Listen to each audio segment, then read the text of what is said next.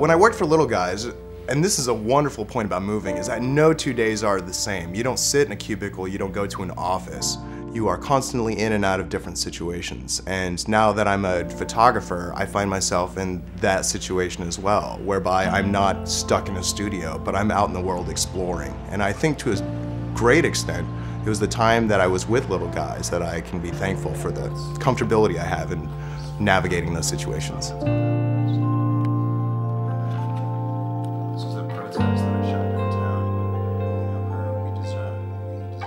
One of the coolest things about being a photographer is how we perceive the world. You go out, you look for moments, you look for those telling little details that just exist and are constantly happening, and trying to bring them into the world, ultimately for me to share with other people, which is huge.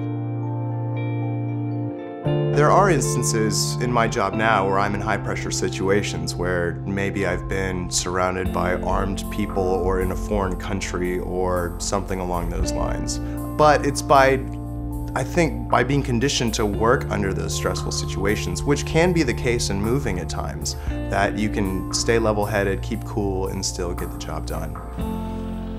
People move for all different kinds of reasons. Sometimes they have kids and they need a larger house, or sometimes they're going through a divorce, or sometimes they got married, or someone has died.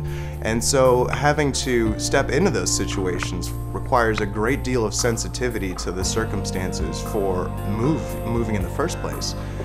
As a photographer, there's also a degree of empathy that has to take place. You have to care if you're to do a good job, and that goes for just about everything. But I feel like having worked for Little Guys and having to step into the situation and size it up emotionally, that prepared me for what I do on a daily basis now. In the end, it's all about relationships with people. So whether you're a mover or a photographer or a rodeo clown, how you deal with people and your ability to do so will lead to your success. And that's a lifelong skill for sure. There's a really strong level of accomplishment in working for Little Guys. And I started working, I was a bartender, and then I shifted into moving furniture. And I didn't get the same sense from bartending that I did from coming home from a really hard day at Little Guys. I have a lot of fond memories from working with Little Guys. Some of them are not meant for the camera, but I think in the end what it came down to is the level of camaraderie that I had with my guys. You're not just co-workers. There's a brotherhood, a camaraderie that is unequivocal to any other occupation I've ever set foot in.